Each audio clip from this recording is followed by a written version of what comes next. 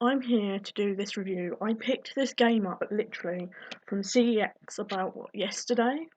I'm not a PC gamer, I never have been, and I probably never will be because I'm never going to have the right hardware, but I'm literally running this off my laptop right now. But the game is like gone home. I got the collector's edition, so it came with the poster, sticker, the designer's notebook, audio diaries, DRM free version, and a Steam key. Now, considering this was secondhand, everything was included. I mean, even the Steam code worked.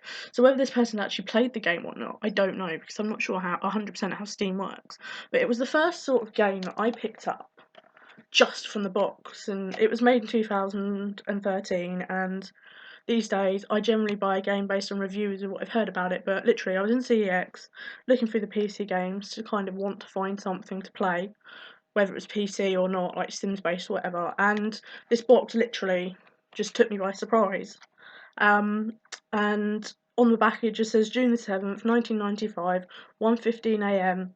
You arrive home after a year abroad. You expect your family to greet you, but the house is empty. Something's not right. Where is everyone, and what's happened here?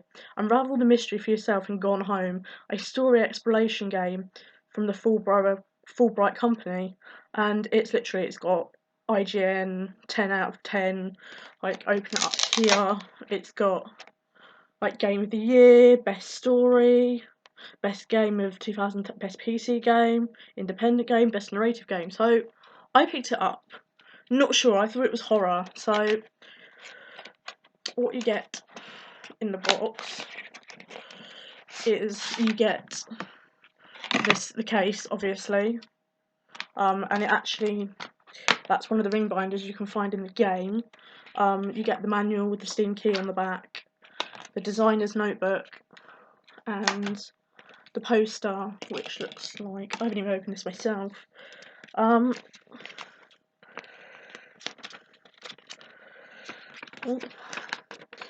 this is,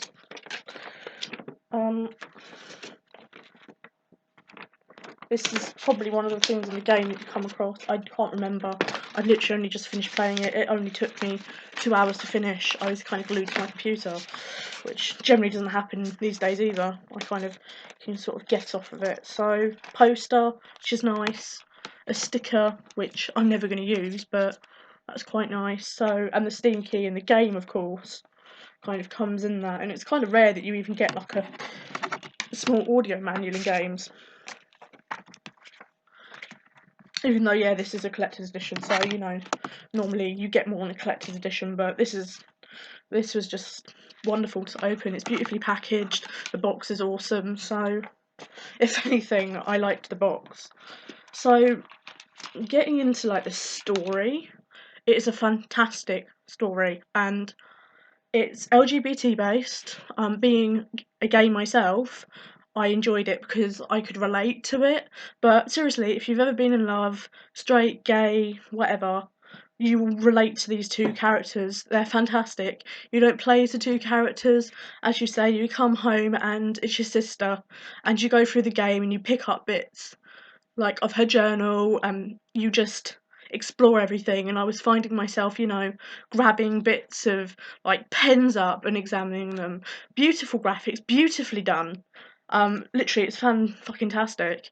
You know, I would literally, if I could, give every copy of this game to any LGBT child or young adult or anyone struggling with their sexuality, teenagers, adults. It's just fantastic. I have not got so into grips with a video game character than I have the protagonist's sister. And okay, it's got a really creepy and eerie vibe. Nothing jumps out. It's based on the same engine as Amnesia, so you'd probably expect a couple of jumpy moments, but no. There's thunder and lightning, and it creates an eerie atmosphere if you know someone's been murdered. But what you ultimately uncover is the fantastic love story that is from these two girls. It's set in 1995, so lesbianism wasn't a key thing back then. I'm only 20, so I have no idea what LGBT world was like. I just popped out my mum's stomach. So I have no idea what LGBT rights were like then, but I don't think they were as well as they are now. But literally, story's amazing, the graphics are awesome. I haven't got a high spec PC, and I can play it. So literally, I think anyone with a PC that was more than capable in 2011 and 12 should be able to play it. And I'm not a PC gamer, and quite frankly, if there's games like this, of this quality, like on PC, I would become a PC gamer just because I love a good story in a game. You know, it wasn't even like I usually play stuff like Elder Scrolls Online and all of that and GTA, and I just love a good story, and this is a fantastic fucking story. I can't say that enough. I can't recommend this game enough. Seriously, it was a tenner in CEX. I don't know how much it is on Steam, but I fantastically, while I'm remembering what happened, you know, I'm still speechless from what happened. It is just fantastic. You can't fault it. It's non-glitchy, non-violent, and you know, it was a relaxing story game, and I've just sat for the last 2 hours while I installed it and everything, obviously. I sat for the last 2 hours kind of like in shock from this bloody game, and I haven't even eaten dinner yet, and it's nearly 11 o'clock at night because due to form I've been stuck playing this awesome game. I kind of really got into the characters and I didn't want to see it end, and if Fullbright Games even see this, please make a sequel of what happened to the main protagonist's sister and the sister's lover, please. Like, I'm begging you, I need to know more about these two. Like, really, so much more. I would like to know where the parents are as well, but, you know, it's just fantastic. The house has got loads of bits in it that you probably wouldn't expect.